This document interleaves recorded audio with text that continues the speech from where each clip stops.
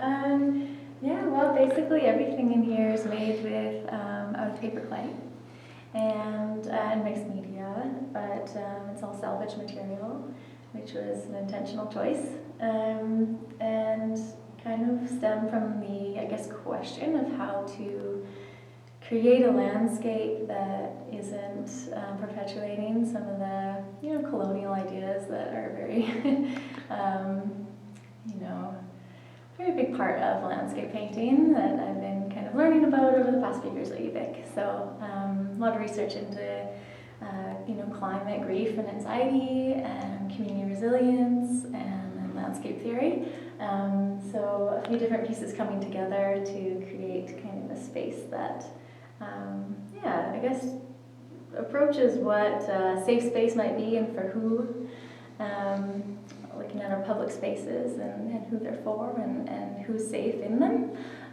So I actually kind of used my sculptures to create a space that might actually not feel super safe.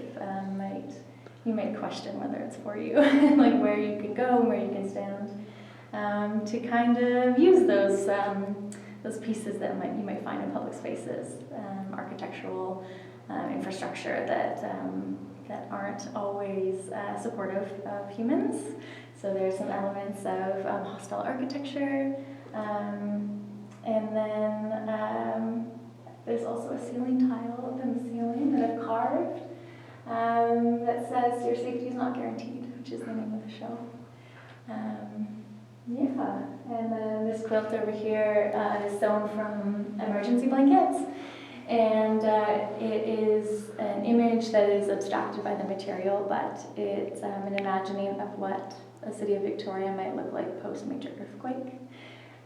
So using a lot of data about what kind of infrastructure is the most vulnerable, and you might recognize an upside-down car, maybe some fire, some fallen brick, exposed piping, and wires, that sort of thing.